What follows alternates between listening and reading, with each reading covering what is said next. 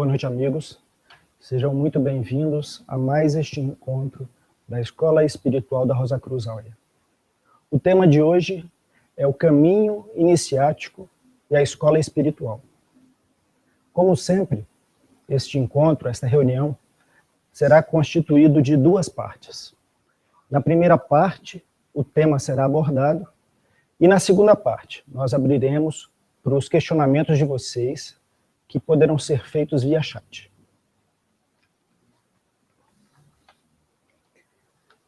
Como introdução, leremos algumas definições sobre iniciação. A primeira é de Fernando Pessoa. Diz o seguinte: o significado real da iniciação é que este mundo visível em que vivemos é um símbolo e uma sombra. Que esta vida que conhecemos através dos sentidos é uma morte e um sono. Ou, por outras palavras, que o que vemos é uma ilusão. A iniciação é o dissipar, um dissipar gradual, parcial dessa ilusão. Um segundo texto falando sobre iniciação é do Gurdjieff, que é citado no livro Fragmentos de um Ensinamento Desconhecido, de Ouspensky. Não há, nem pode haver, iniciação externa. Na realidade, cada um deve iniciar a si mesmo. Os sistemas e as escolas podem indicar os métodos e os caminhos. Mas nenhum sistema, nenhuma escola pode fazer para o homem o trabalho que ele mesmo deve fazer. Um crescimento interior, uma mudança de ser, dependem inteiramente do trabalho que é necessário fazer sobre si. Um texto agora do Sr. Antonin Gadal. Temendo qualquer profanação, os verdadeiros iniciados sempre se ativeram à disciplina do silêncio. Somente falaram com prudente reserva e unicamente em presença de discípulos dedicados. Contudo, a verdade reconhecida deveria ser posta ao alcance dos que fossem capazes de discerni-la. A verdadeira tradição jamais foi formulada como doutrina, não foi registrada em nenhum livro, e ninguém pode recebê-la de boca a ouvido. O que é transmitido é apenas fumaça, e não luz. A clareza espiritual tampouco foi formulada como doutrina. Ela não está registrada em nenhum livro, nem pode ser comunicada como a chama de uma tocha. Nosso espírito não é uma lâmpada que acendemos artificialmente.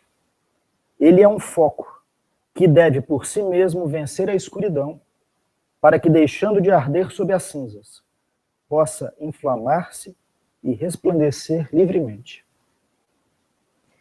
Ensinar a conquistar a luz, aliás, é o objetivo da iniciação propriamente dita. É o salvador do gênero humano que deve se elevar em cada um de nós. Pois os sábios tinham a firme convicção de que o Pai Celestial somente interfere na Terra mediante a intervenção de seu Filho encarnado em nós. E por último, um texto de Jan van Eyckenborg, um dos fundadores da Escola Espiritual da Rosa Cruz Áurea. Para muitos, o conceito iniciação é estranho e mal definido. A verdade e a realidade desse conceito, porém, estão arraigadas em todas as religiões mundiais e também, muito profundamente, no próprio cristianismo. Sem esse conceito, o cristianismo para o alto não teria valor. Vejam, amigos, que esse conceito de iniciação, de caminho iniciático, está diretamente ligado ao conceito de escola espiritual. Escola espiritual não é uma instituição, não é uma organização. Na verdade, é um complexo, uma estrutura de forças. É um campo magnético séptuplo. nós podemos comparar, inclusive, com o trabalho de um prisma. Existe uma força divina que afeta toda a humanidade. Essa força é como a luz branca, uma luz chamadora. Ao passar por um prisma, a luz branca se divide em suas cores fundamentais. Essa luz, que é una, se divide em 7 cores, que pode ser também entendido como um caminho sétuplo de iniciação. Essas forças, essas luzes, se revelam para a consciência do ser humano gradativamente, pouco a pouco, da vibração mais densa, digamos, o vermelho, até a vibração mais elevada, o violeta. Ao longo da história da humanidade, sempre houve escolas de mistérios, escolas de iniciação, escolas espirituais. A antiguidade conheceu diferentes escolas desse tipo. Por detrás da religião popular, sempre houve a sabedoria da gnosis, a sabedoria interior, a sabedoria dos mistérios, a sabedoria iniciática. Muitos autores sempre disseram que houve e continua havendo uma escola exterior, mas há também uma escola interior por detrás da fachada exterior. Alguns autores chegam a falar de 3 níveis: uma escola exterior, uma escola interior e uma escola do interior mais profundo. Uma escola do corpo, uma escola da alma e uma escola do espírito. Na antiguidade, havia como que iniciados, hierofantes, que eram responsáveis por transmitir essa força, essa sabedoria para os alunos de uma escola. Então, sempre houve o papel de um guru, de um mestre, que servia como intermediário entre essas forças. Houve, por exemplo, no Ocidente, diferentes escolas. Na Grécia, por exemplo, os mistérios de Dionísio. Na Frígia, os mistérios de Cibele, de Átis. No Egito, os mistérios de Ísis e Osíris. Na Fenícia, os mistérios de Adonis. No Irã, os mistérios de Mitra. Todos esses mistérios acabaram vindo para o Ocidente. Encontraram um local apropriado para se desenvolver na terra onde se manifestou a sabedoria grega. Sabe-se o essencial sobre os cultos públicos desses mistérios, sobre o aspecto mais exterior desses mistérios, mas muito pouco se sabe sobre as iniciações propriamente ditas, porque cada candidato se comprometia por juramento a guardar segredo sobre tudo que veria ou ouviria durante as cerimônias de iniciação.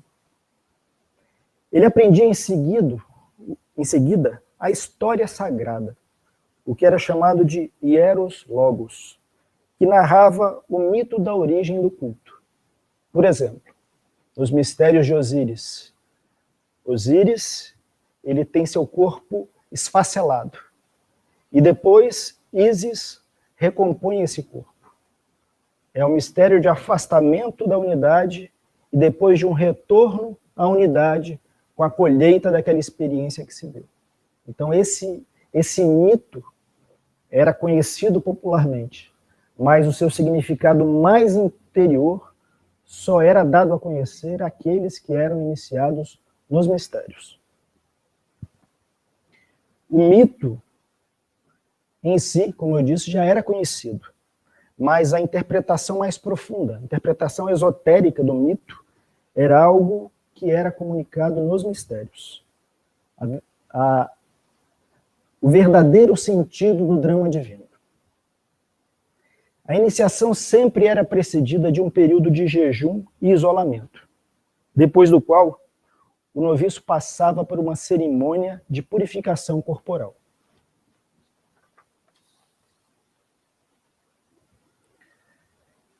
Não há registros detalhados a respeito, porque tudo isso se passava dentro das escolas de mistérios.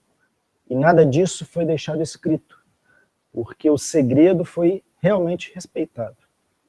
Mas sabe-se que a seguir, o neófito, a pessoa que estava sendo iniciada, participava de um diálogo articulado ao redor da morte e da ressurreição da divindade. Existe um romance de Apuleio chamado As Metamorfoses, que aparentemente traz descrições reais do que acontecia dentro dessas escolas de mistérios. Nesse romance, o personagem principal, o herói Lúcio, é iniciado nos mistérios de Ísis. E ele passa por uma morte ritual voluntária e atinge o reino da morte, a fim de obter o dia do nascimento espiritual. Também nos mistérios de Cibele, o neófito é considerado motirutus, o que está para morrer. É uma morte mística que sucedia, que era continuada por um nascimento espiritual. Os novos iniciados eram então alimentados com leite, ou seja, eram como bebês que recebiam o alimento de um recém-nascido. Existe um texto conhecido como Liturgia de Mitra, onde se pode ler: hoje, sendo de novo gerado por ti, sendo entre miríades imortalizado. E também, nascido de novo, para renascer nesse nascimento criador de vida. Durante essas cerimônias, o iniciado, aquele que estava sendo iniciado, o neófito, contemplava ou manipulava certos objetos sagrados, ao mesmo tempo em que era explicado o que cada objeto significava. Por exemplo, nos mistérios de Mitra, o pão e o vinho conferiam aos iniciados força e sabedoria nesta vida e imortalidade gloriosa na outra. Graças à iniciação, o neófito se tornava igual aos deuses.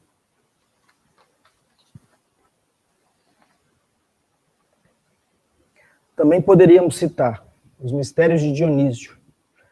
Dionísio é como que um deus mortal, ou como que um mortal ligado à divindade, porque ele era filho de Zeus e de uma mortal.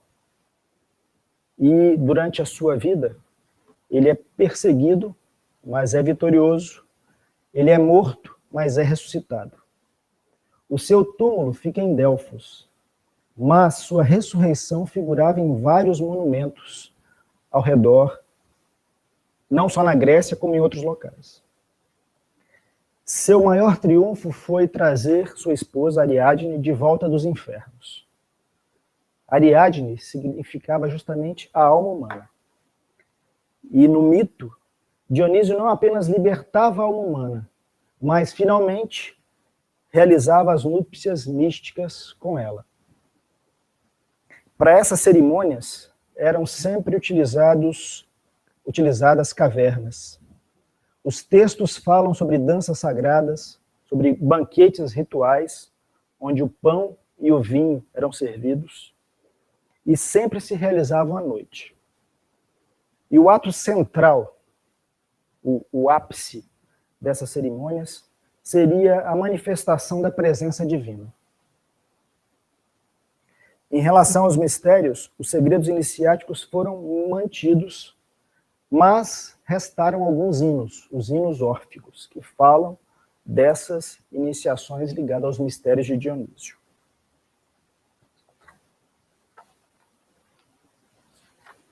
Na iniciação egípcia, no final, cada neófito, também se identificava com o próprio deus Osíris. Ele também passava por um processo de morte e ressurreição. Da mesma forma que Osíris, o ser ilusório era como que estraçalhado, Mas quando a alma humana se manifestava trazendo uma unidade para esse sistema, esse ser era como que levado de novo à unidade, mas numa condição superior. Ou seja, ele era de novo tornado um ser só. Seus pedaços eram juntados novamente. Então, esse ser, após esse processo de transformação, também, de morte do ilusório para a manifestação do real, se tornava como Osíris. Há cerca de 2000 anos, podemos dizer que a consciência da humanidade passava por uma grande transformação. A manifestação direta da força crística na alma humana se tornou possível. Por quê? Porque o ser humano desenvolveu os primeiros sinais de uma autoconsciência. A partir daí, ele poderia realizar um caminho autônomo, em que a intercessão de um sacerdote, de um guru, de um mestre que tudo sabe, não era mais necessário. O que era necessário era uma conexão direta com os mistérios.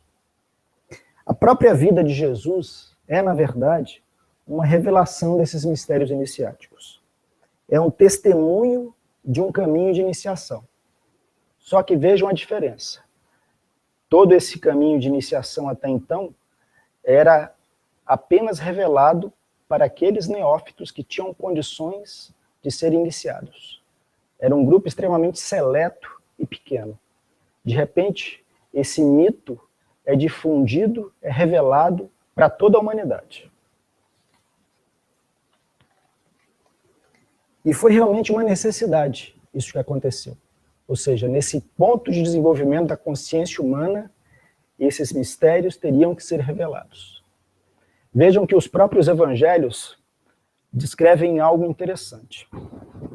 É dito que no momento do mistério do Gólgota, ou seja, no momento em que o próprio Cristo se sacrifica por amor à humanidade, o véu do Santo dos Santos é rompido de alto a baixo.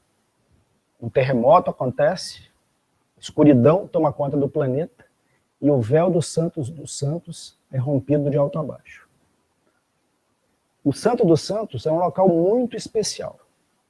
Era o santuário mais interno. Apenas os sumos sacerdotes ingressavam nesse santuário. De repente, essa força que era para tão poucos foi como que disseminada para o planeta todo. Essa luz do mundo, essa alma do mundo, ela seria a partir de então conhecida para todos, conhecida de todos. E esse caminho, que era um caminho para poucos, seria, a partir de então, revelado para toda a humanidade. Então, podemos até dizer que o cristianismo gnóstico, que se desenvolveu nos primeiros séculos dessa era, de nossa era, nos últimos 2000 anos, constitui justamente a revelação desses antigos mistérios. Vocês vejam que grande parte desses antigos mistérios falavam desse mesmo caminho, um caminho de encontro com a própria ilusão interior, um caminho de descoberta do divino em si, um caminho de abertura para esse divino, um caminho de morte do ilusório e o caminho de manifestação de uma nova vida.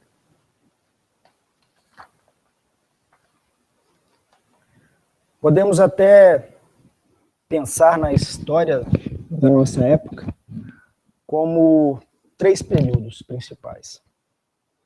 Na época das escolas de mistérios da antiguidade, nós podemos falar de um período em que o aspecto pai da divindade se manifestava.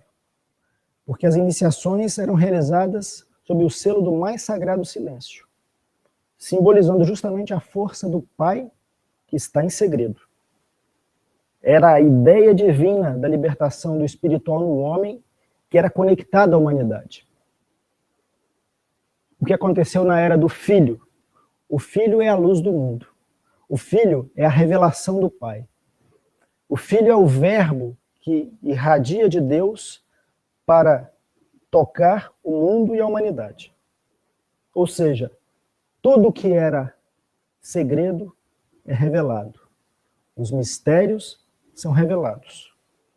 O próprio drama cristão representa justamente esse espalhamento dessa luz divina por todo o planeta. É isso que está ali, em essência, representado. Então, a ideia da libertação foi transmitida a toda a humanidade, como luz e força, nesses últimos 2000 anos, desde a manifestação do cristianismo.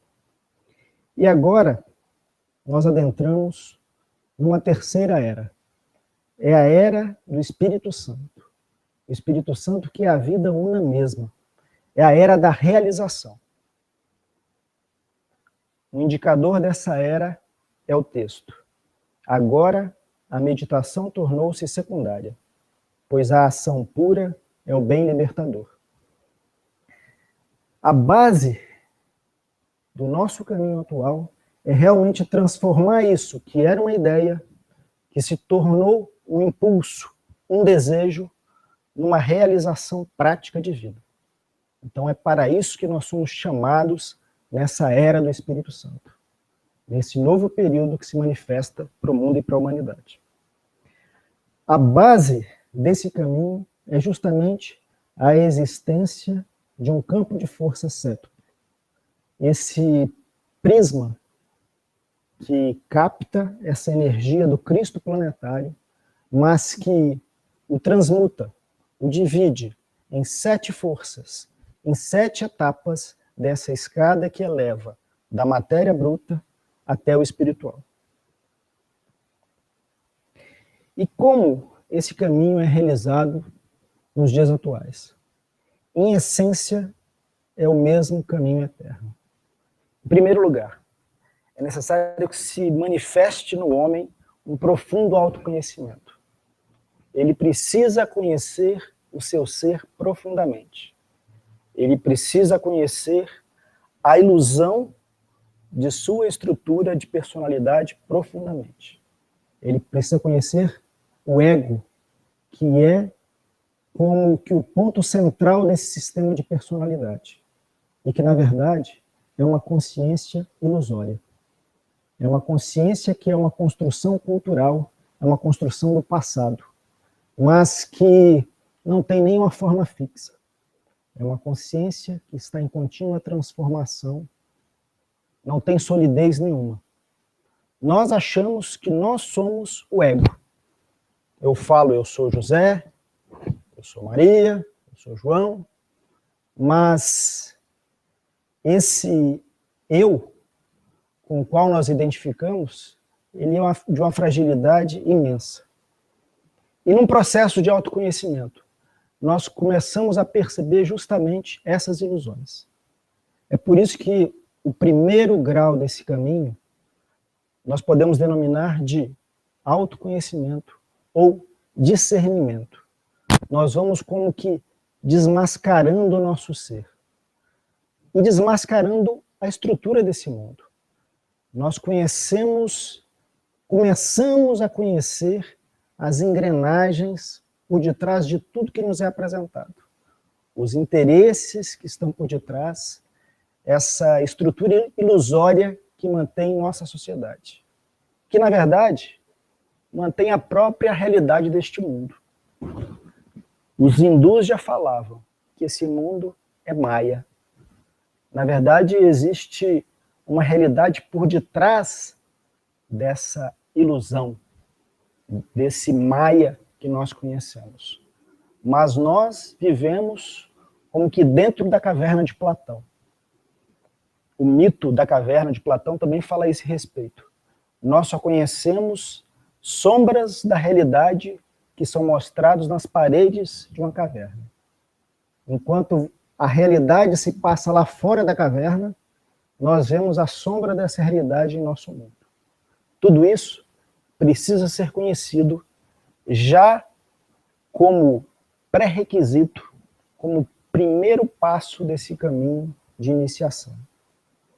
E nisso, ao desmascarar a consciência eu, com tudo que lhe é afim, o pensamento, o desejo, a vontade, a ação, nós começamos a vislumbrar, a intuir que existe algo diferente disso tudo, que existe um outro centro de consciência. Esse outro centro é, na verdade, um princípio divino que nós trazemos em nosso coração. Esse princípio divino, na terminologia da Rosa Cruz Áurea, é justamente o botão de rosa. Tornar-se um Rosa Cruz é efetivamente fazer com que na cruz, que somos nós, se manifeste a rosa de uma vida absolutamente nova. Quando essa rosa começa a atuar em nosso sistema, ela como que emite um chamado que fala em nosso sangue, como que nos conduzindo para um caminho de busca, um caminho em que as questões fundamentais vão se apresentar. Quem de fato eu sou? De onde vim? Para onde vou? Que vida é essa? Isso tudo faz sentido? Pois bem, nessa busca há um momento de encontro, há um momento de conexão. Esse momento de conexão já se dá justamente dentro desse campo cétuplo de uma escola de mistérios, de uma escola espiritual. É a conexão com o caminho espiritual.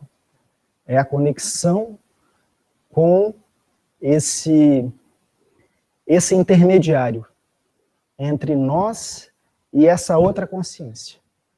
Enquanto nós não conseguimos ter autonomia, nós precisamos dessa ponte que é a escola de mistérios. Nós não conseguimos nos conectar diretamente com esse divino que tem uma vibração elevadíssima.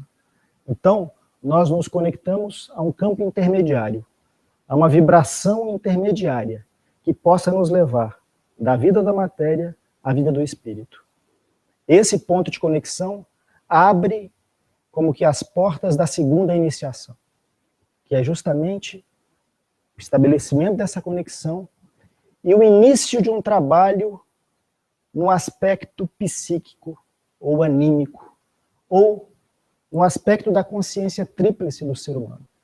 Uma consciência que, por um lado, é sentir, por outro é pensar, e por outro é agir. Essa alma tríplice, essa consciência tríplice, deveria ser uma consciência harmônica, em que esses três aspectos atuassem em igualdade e harmonia e equilíbrio. Mas como falta um centro para esses três princípios, na verdade, cada um deles atua de forma incoerente com os demais.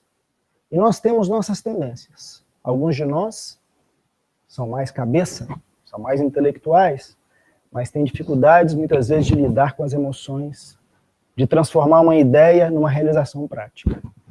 Outros são mais emoção, sentem muito, conseguem muitas vezes compreender, têm empatia, mas não conseguem, muitas vezes, ter uma compreensão mais profunda das coisas. Ou atuar exteriormente, transformar o que sente em ação. E outros saem agindo sem pensar, sem sentir.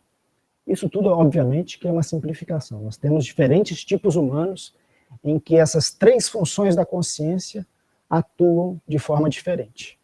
De qualquer forma, é um triângulo não equilátero.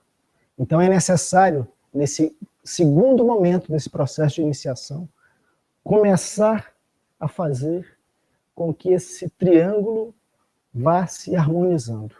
Isso porque esse princípio de uma nova consciência já está potencialmente presente. É como que no centro do triângulo você ter um ponto, você ter algo que equilibre esses três lados. Esse princípio que nasce como um anseio do coração, ele, num certo momento, tem que se levar para o santuário da cabeça e se transformar num princípio de consciência. O princípio de uma nova lucidez. O princípio de uma nova luz que possa realmente olhar todo esse universo interior de pensar, de sentir, de agir, mas não interferir. Como apenas fazer luz no sistema, sem julgamentos, sem considerações de que isso é certo e de que aquilo é errado. E nesse caminho, algo desse velho ser, desse ser ilusório, começa a ceder. Nós temos egos muito poderosos. Nós achamos que tudo podemos, que tudo sabemos, mas ao longo desse caminho, nós vamos cada vez mais percebendo a nossa fragilidade, a nossa fraqueza. Então, nessa terceira etapa, nessa terceira iniciação, o homem passa como que por um deserto. É também o que os antigos cátaros chamavam de endura. É morrer para o velho, para que algo novo se manifeste. Morrer para o velho pensar, para o velho sentir, para o velho querer, para o velho agir. E nas etapas seguintes, um novo pensar ligado ao aspecto mais profundo do ser humano, ao aspecto alma, espírito, começa a se apresentar. Porque se abriu espaço, espaço de silêncio do pensar. Nesse silêncio interior, um novo pensar, vamos dizer, um pensar da alma, um pensar intuitivo no seu sentido original, começa a se manifestar. E nesse novo pensar, também o equilíbrio dos desejos, das emoções, gradativamente vai sendo construído. Então nós vamos avançando dos degraus internos para os degraus mais interiores. E as iniciações vão se sucedendo. Mas a essência permanece a essência das iniciações da antiguidade. É o reconhecimento da ilusão, é o reconhecimento da verdade, de um ser divino que habita o coração humano, é como que um abrir mão, é como que um neutralizar do passado, é como que um autoconhecimento que ao mesmo tempo se desconstrói, é como uma morte mística que permite uma ressurreição. Cristo não apenas manifestou a ressurreição em vida, mas ele trouxe a ressurreição para um ser humano comum como nós. O milagre da ressurreição de Lázaro, na verdade, é um mistério iniciático.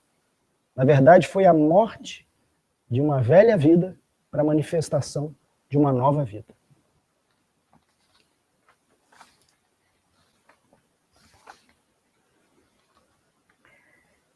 E só para finalizar, amigos, vejam, esse caminho dessas iniciações, esse caminho cétuplo, esse caminho, digamos, da luz mais densa, do vermelho até o violeta, até a luz mais sutil, é um caminho que não é realizado apenas para si. Porque ainda que no começo desse caminho nós busquemos a nossa iniciação, ao longo desse caminho, nós vamos percebendo a ilusão que é a separatividade. Do ponto de vista do ego, nós somos seres separados. Do ponto de vista desse novo ser, dessa nova alma, não existe separatividade. Existe absoluta unidade. Existe a verdadeira compaixão e o verdadeiro amor. Então, quem subiu essa montanha da iniciação, no final terá que descê-la para levar essa boa nova a todos. No budismo, eles falam dos bodhisattvas da compaixão.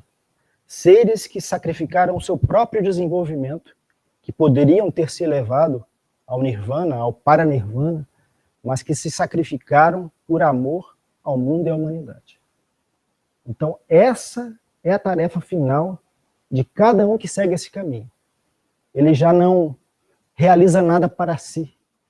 Ele já não tem objetivos egocêntricos quaisquer.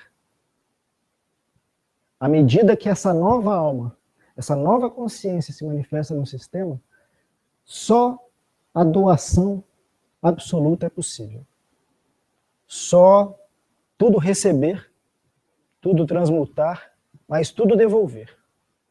E nesse tudo devolver, realmente é como morrer a cada dia um pouco, como diria o apóstolo Paulo.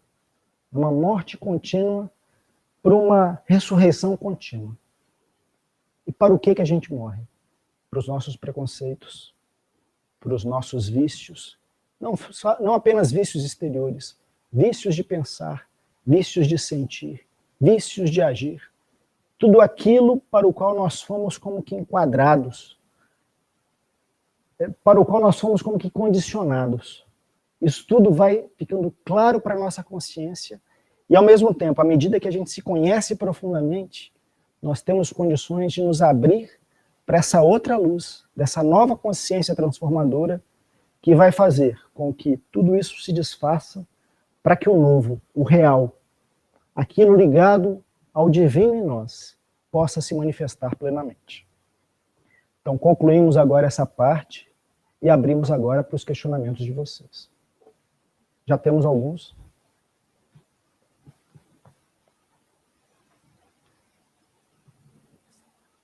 Okay.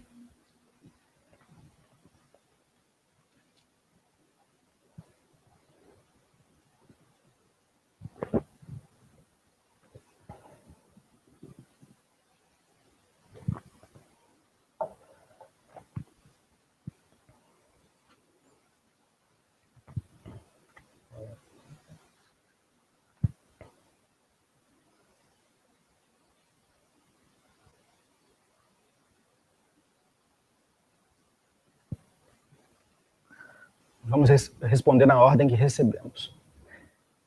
A primeira questão é do Felipe, e diz o seguinte: o que as pessoas chamam de eu superior, consciência superior, é o átomo do espírito florescido naquela pessoa?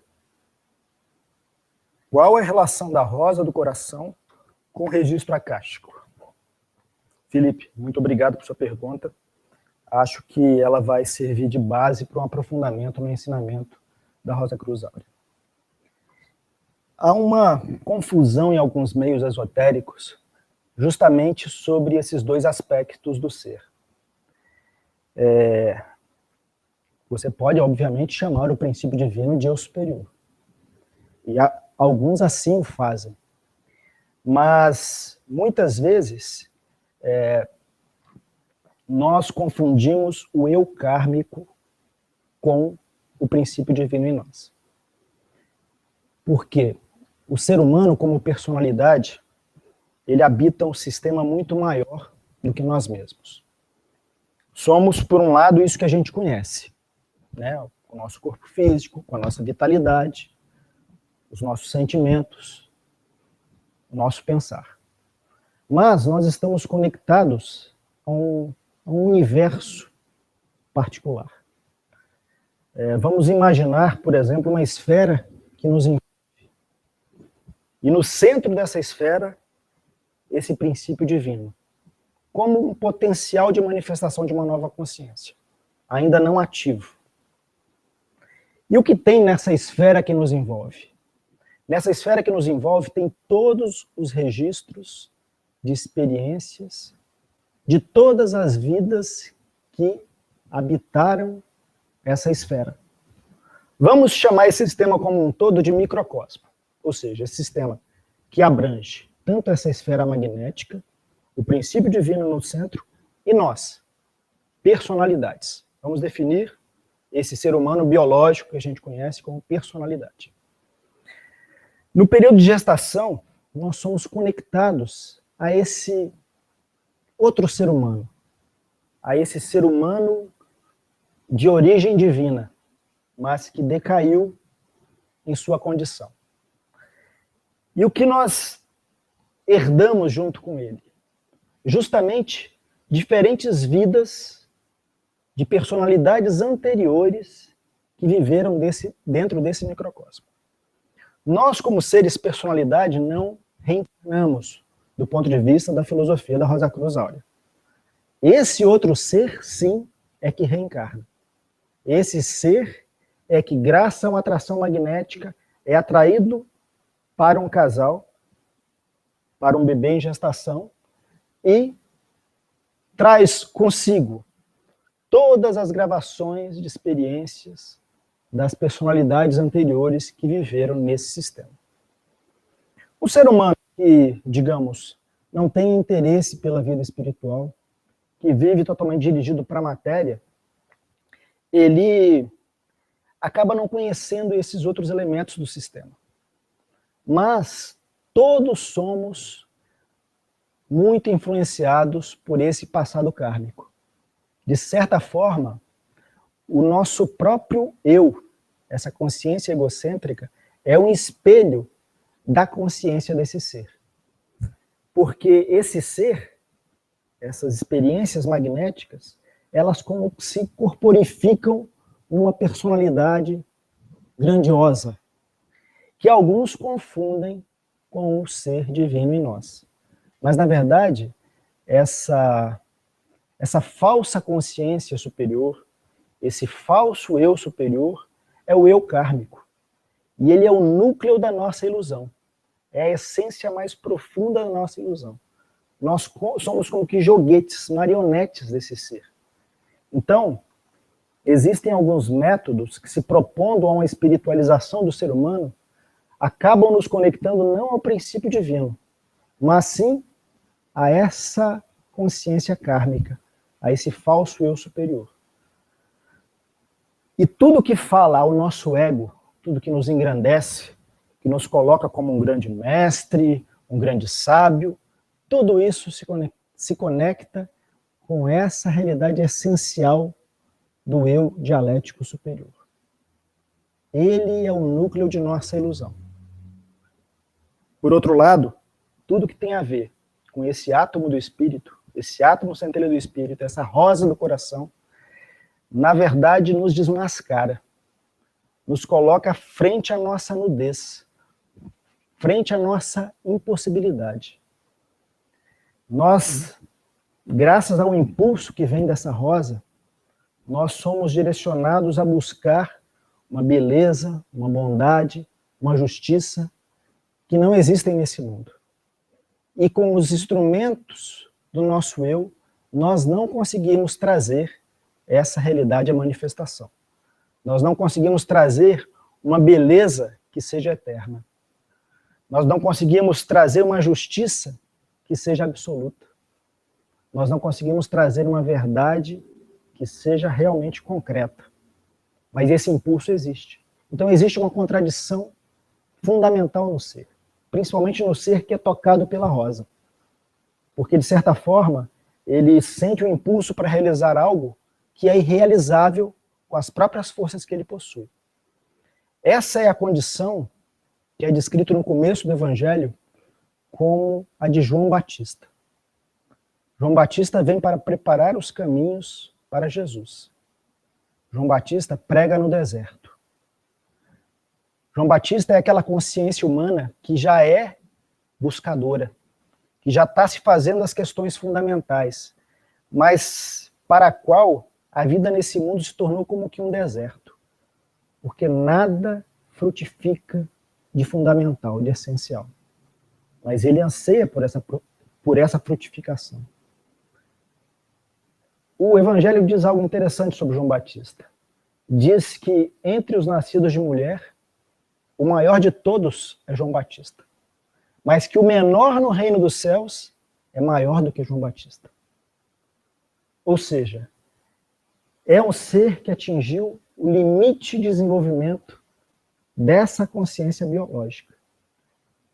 E, a partir desse limite, ele percebe que não consegue avançar mais com as próprias forças. Mas ele conhece outra realidade de ser. Ele descobre em si a consciência Jesus. E quando ele percebe isso, ele, em profunda humildade, pode dizer: eu não sou digno de desatar as correias de suas sandálias. E também dizer: o que vem após mim é maior do que eu, que já era antes de mim. Essa consciência, Jesus em nós, é uma consciência da eternidade. não é uma consciência temporal. Então ela está sempre presente. Ela pertence ao domínio da eternidade e não ao domínio do tempo. No domínio do tempo tudo se transforma, tudo se desfaz, tudo morre para nascer de novo. Mas para esse ser, para essa nova consciência, isso não é verdade. Então é por isso que João prepara o caminho para esse novo, mas adquire uma profunda humildade, pois ele sabe que nada pode, que nada sabe, que nada é de fundamental. Porque o ser real é o outro, é Jesus nele. E é por isso que do outro lado do Jordão, ou seja, essa consciência eu percebe, essa consciência de Jesus nascendo no coração, toda essa circulação sanguínea que envolve esses dois santuários, os separa, mas ele se aproxima de Jesus para batizá-lo. Ou seja, a tarefa inicial no caminho de iniciação é feita por essa consciência de João, ainda que ela perceba que em seu núcleo fundamental ela é ilusória e que o ser real é o outro. Mas só ela pode abrir esse caminho. Por isso que ela, em vez de Jesus batizar João, que seria mais razoável, é João que batiza Jesus. E a partir daí o ministério de Jesus começa. João vai diminuindo para que Jesus cresça. E essa é a nossa tarefa, é perceber a nossa ilusão e perceber esse átomo do Espírito em nós, essa rosa do coração, esse princípio espiritual, esse Atman, esse eu real, que nada tem a ver com o eu kármico. Pelo contrário, quando esse processo avança, todo esse passado kármico vai ser desmontado. Essas estrelas, elas vão cair do céu, para que se manifeste em nós um novo céu e uma nova terra. Espero que tenha ficado claro que são dois seres absolutamente diferentes. O eu superior real nasce desse princípio divino. E em nada engrandece o ego, pelo contrário, desmascara o ego. Então nós podemos perceber em nós mesmos a atuação dessas duas forças.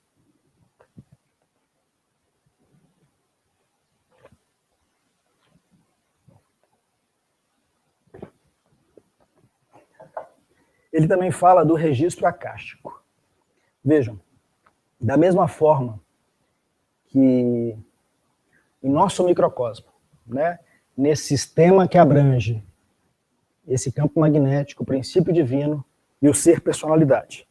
Esse microcosmo é um espelho do cosmos. Nós somos um espelho do nosso planeta, que por sua vez é um espelho do sistema solar, que por sua vez é um espelho da galáxia. Em todos esses sistemas, nós perceberemos um princípio central divino atuando. Em nosso planeta, o Cristo, o Logos planetário. Por detrás do Sol de nosso sistema solar, o Sol espiritual. Por detrás, digamos, essa manifestação material de nossa galáxia, um princípio espiritual que também está no centro, está justamente naquele buraco negro no centro de nossa galáxia. Então existem correspondências, similaridades, sempre ensinados pelo ensinamento universal de todos os tempos. Assim como é em cima, é embaixo, já dizia Hermes Trismegisto. E da mesma forma que em nosso microcosmo, tudo que foi vivenciado é gravado nessa esfera magnética, no planeta como um todo, nós temos também a gravação de tudo que é vivenciado. Isso foi conhecido pelos antigos como registros acásticos. Ou seja, é a memória da natureza. É a memória de tudo que foi vivenciado. Qual a relação disso com a rosa do coração? Na verdade, existe uma correspondência entre esses três aspectos de nosso ser. Essa esfera magnética que nos envolve, o princípio divino e nós mesmos. Essa esfera magnética, nós podemos como que enxergar uma imagem, uma visualização, como que estrelas, pontos magnéticos, justamente das vivências de todos os seres, de todas as personalidades que habitaram nesse sistema e tiveram experiências. Só que por detrás dessas estrelas, há estrelas espirituais, que estão como que apagadas.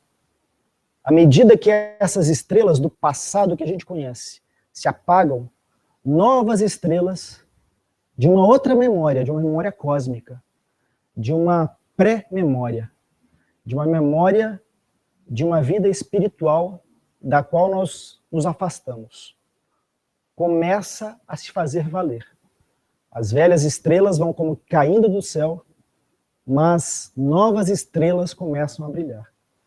Essas estrelas nos conectam aos domínios espirituais.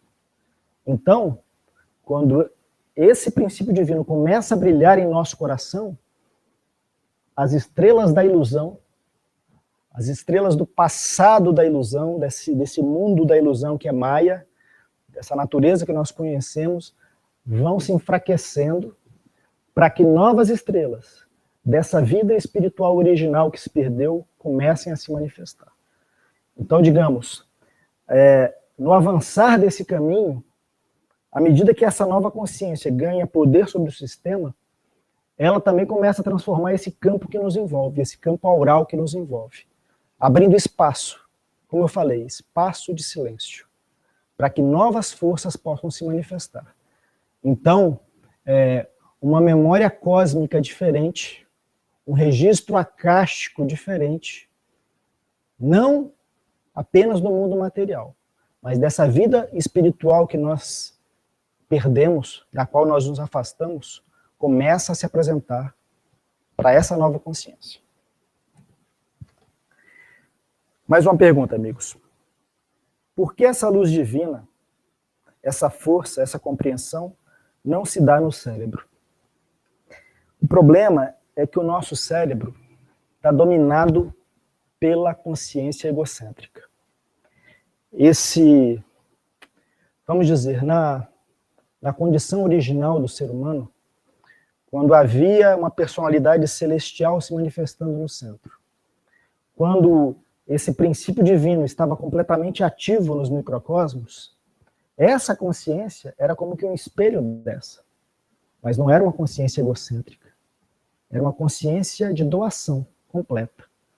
Hoje nós temos aqui uma consciência ilusória que tudo quer para si, que tudo atrai para si.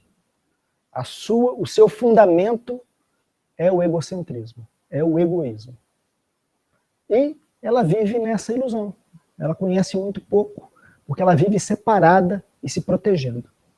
Na verdade, foi o próprio medo que levou à sua formação. Medo leva a recolhimento, a fechar-se em si, a se afastar do todo e se tornar um ser separado.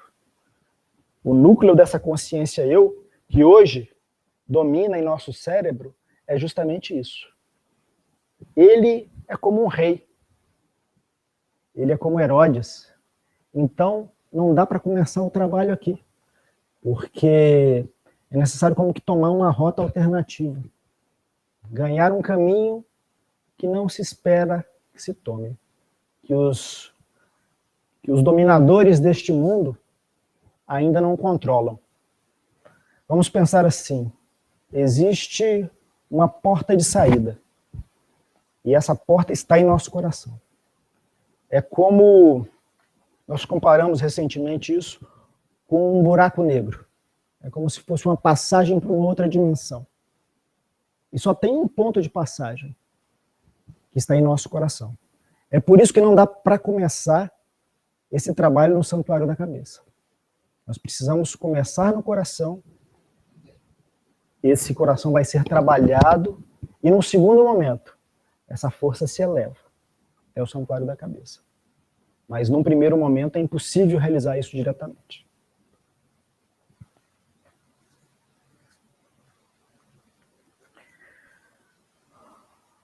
Essa pergunta foi feita pelo ou pela Pupu. A pergunta seguinte é a da Cláudia. E as pessoas que não conseguem enxergar seu eu mais íntimo? Ao desencantar, entram no ciclo vida-morte? Vejam, tudo isso é um caminho, e é um caminho para toda a humanidade. Mas exige uma espécie de amadurecimento desse microcosmo. E o que leva a amadurecimento? Experiências. A vida de experiências na matéria e no domínio sutil vão como que moldando o ser humano. São como que uma roda que gira e tritura de experiências do ser humano. E vão como que desmascarando o eu de cada um e para cada um e a estrutura desse mundo como um todo. Mas nem todos chegam a esse ponto de maturidade, de desmascaramento das ilusões no mesmo momento. Nós podemos ver, vamos tirar um retrato da humanidade atual. Existem seres mais maduros, seres menos maduros. Mas o fato é que, ao longo de eras de desenvolvimento, toda a humanidade chega a esse ponto de amadurecimento. Então, alguns se elevarão hoje, outros se elevarão no futuro, outros microcosmos se elevaram no passado. Por sinal, todos que se libertam, que chegam a um ponto desse desenvolvimento, eles podem realizar um trabalho de libertação pelos demais. Nós falamos de uma fraternidade universal, constituído por todos os seres que realizaram esse caminho de libertação. E à medida que o tempo passa, isso que também era chamado pelos antigos de corpo de Cristo, esse conjunto de seres que se elevaram ao domínio do Espírito, mas que permanecem ligados à humanidade para auxiliá-la, essa fraternidade universal, são como que fortalecidos porque se tornam cada vez mais fortes por causa dessa união, dessa manifestação de força. Então nós podemos pensar que hoje existem escolas de libertação atuando em prol do mundo e da humanidade. No passado houve outras. Por exemplo, os cátaros atuaram no sul da França há 700 anos atrás. Muitos foram libertos naquela época. E esses seres que se libertaram no passado podem hoje como que jogar cordas para que também nós nos elevemos. Então, cada um vai chegar ao seu momento de enxergar o seu eu mais íntimo. Cada um vai se desencantar em um certo momento. E esse desencanto, que parece uma maldição, na verdade é a nossa maior bênção, porque é a porta de entrada. Nós começarmos a nos desiludir para a velha eu-consciência, permite que a gente se abra para o novo, dessa consciência real. Temos mais alguma questão?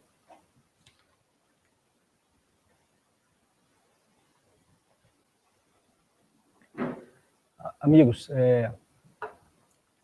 como nós avançamos além do previsto na nossa introdução, nós responderemos a algumas questões, mas para não ficar muito cansativo para vocês também, nós não teremos condições de responder a todas, porque são muitas. Tá? Então vamos escolher algumas aqui para responder a vocês.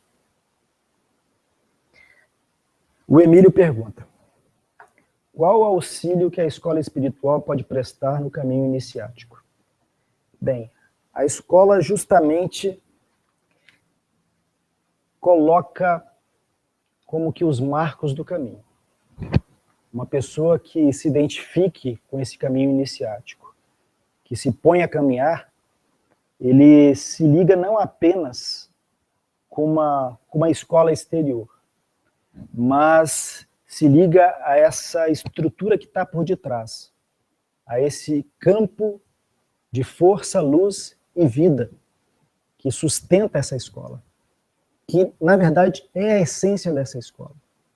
Então, é como se nós tivéssemos um abismo entre o domínio da matéria e os domínios do espírito.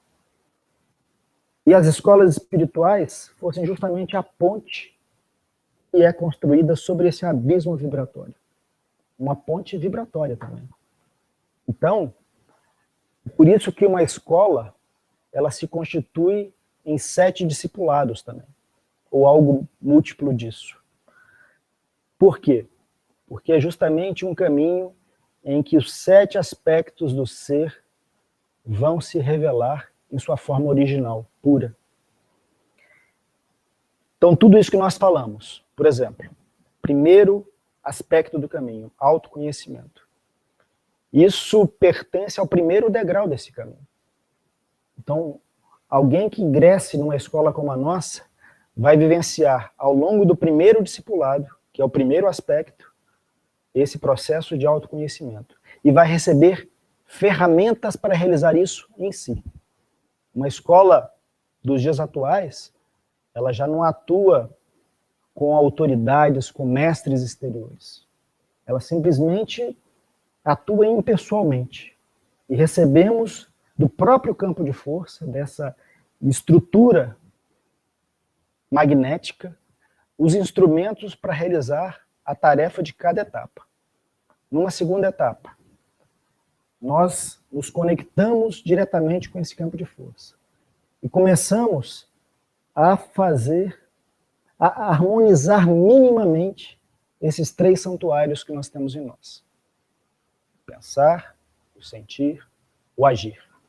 O núcleo da alma começa a ser trabalhado.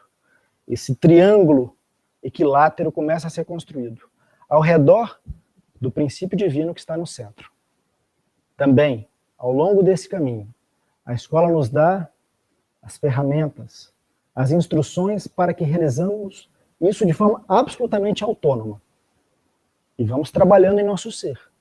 Vamos nos descobrindo. Entramos, tudo isso constitui a escola externa. Ingressamos na escola interna, que é um novo momento do discipulado. Na escola interna, iniciaremos um caminho no deserto, como João Batista.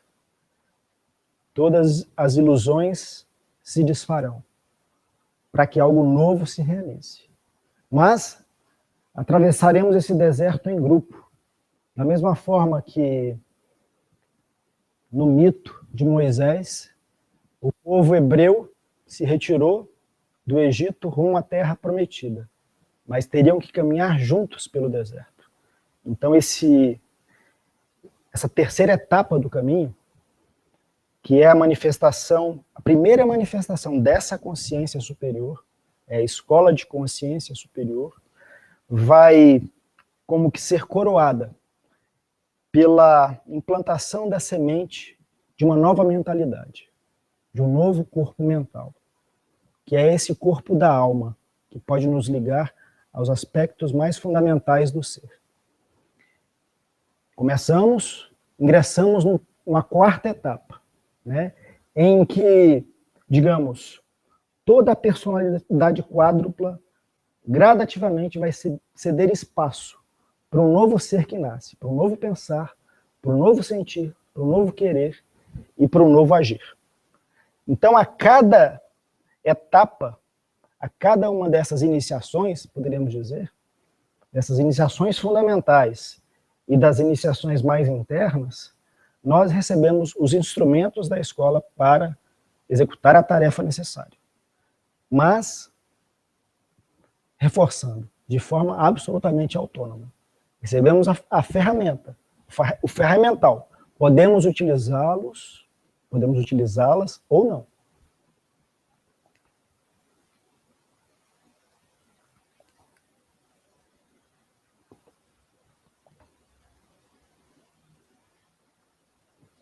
Deixa eu dar uma olhadinha em todos aqui.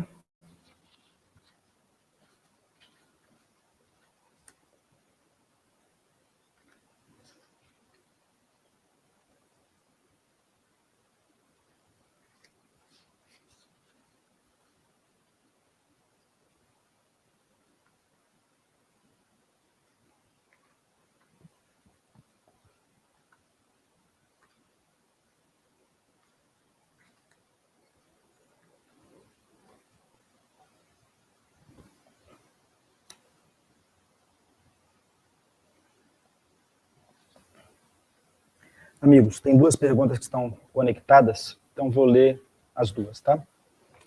Quando se trilha o caminho iniciático, encontra-se uma escola espiritual?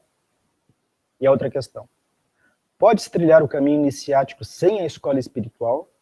Ou ambos são totalmente dependentes um do outro? Eu diria o seguinte, a escola tem algo a oferecer, tem ferramentas a oferecer para aqueles que buscam e se identificam com sua proposta. Não temos como falar sobre toda a humanidade. É dito, inclusive, que existem 7 escolas. Isso não significa que sejam 7 escolas manifestadas na matéria, mas que essas 7 forças, essas 7 radiações fundamentais do espírito, elas atuam para diferentes tipos de consciência. Mas, no seio da humanidade, aqueles que reconhecem esse caminho, essa proposta como legítima, e veja, isso é um reconhecimento que tem que se dar de primeira mão. É como ouvir algo e perceber. Eu sei. Eu não sabia que eu sabia, mas eu sei. A partir desse momento, desse reconhecimento, é que esse caminho se dá. Se há outros caminhos, se é possível vivenciar um caminho solitariamente, nós não entramos nesse mérito. O que nós podemos dizer é que, para os que se identificam com esse caminho, a escola tem algo a oferecer. Tem não apenas uma proposta de trabalho, mas um caminho iniciático completamente estruturado. Essa montanha, essa montanha do espírito, né? essa montanha da iniciação, essa montanha em que gradativamente nós abandonamos a matéria bruta para nos ligarmos ao espírito, essa montanha onde a forma morre, ela está construída. E todos aqueles que sentem essa nostalgia, esse anseio de viver essa vida, de se conectar com esse divino, podem ser auxiliados por uma escola como a nossa.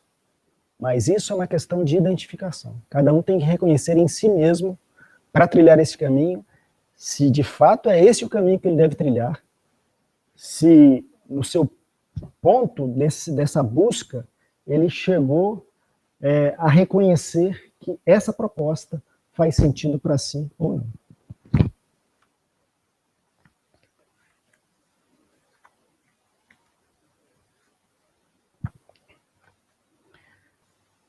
A Cláudia faz uma simples observação. Como dizia Sócrates, só sei que nada sei. É engraçado, né? A gente saber que Sócrates foi considerado em seu tempo mais sábio e quando contaram isso para ele, ele falou, mas eu não sei nada. A única coisa que sei é que eu nada sei. E essa é a suprema sabedoria. Enquanto nós continuarmos iludidos, que sabemos, que podemos, que somos o ser real, e com base nesse ego podemos chegar a uma verdadeira espiritualidade, estaremos iludidos.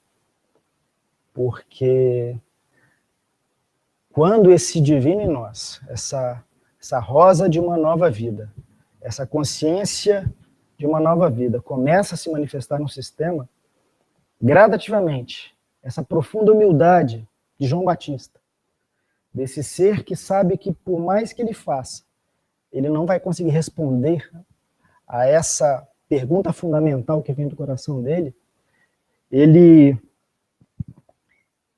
não tem como realizar isso com os próprios instrumentos que recebeu, com a própria personalidade, com o próprio ser eu.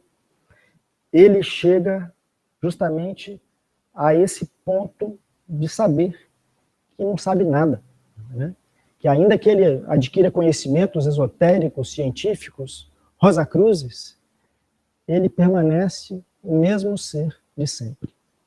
Naquela condição que Paulo também descrevia. O bem que eu quero, eu não faço. O mal que eu não quero, este eu faço. Vejam, que condição. Não é a condição do ser que se acha um super-homem, uma pessoa super bondosa, humanitária. É alguém que chegou a um autodesmascaramento profundo. E tudo isso é a base da máxima sabedoria do ser. Amigos, nós concluímos agora essa reunião. Peço desculpa mais uma vez, porque houve algumas questões que não foram respondidas. Nós nos alongamos em nosso tempo. E gostaria de convidá-los para as próximas reuniões. Gostaria também de informar que em vários locais nós temos reuniões presenciais semanais.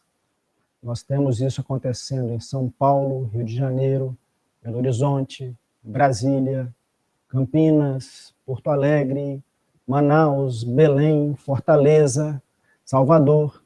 Quer dizer, várias cidades, principalmente capitais do país, têm palestras desse tipo que acontecem semanalmente, as reuniões de contato. Então, conheçam a nossa página, a rosacruzaurea.org.br, conheçam a página do setor de publicações da escola, que é a pentagrama.org.br, onde vocês poderão aprofundar esses assuntos. Nós temos praticamente toda a nossa literatura neste site. Todos os livros dos fundadores estão disponíveis para download gratuito. Vários anos da revista Pentagrama, que é uma revista que busca justamente aprofundar alguns desses assuntos, essas questões espirituais mais profundas, estão lá disponíveis para download gratuito. Então, para aquele que busca, vocês têm muito material. Para aqueles que moram longe, não conseguem frequentar uma reunião presencial, nós temos um curso virtual em nosso site. Então, participem desse curso, conheçam, se aprofundem e descubram se isso é realmente o que estão buscando. Se houve uma identificação interior com essa proposta. Porque para seguir um caminho, ou qualquer caminho, este caminho particularmente, isso é fundamental. É necessário que, já no primeiro momento, nós reconheçamos como que uma sintonização interna com essa proposta, com esse caminho. Então, boa noite a todos e até a próxima vez.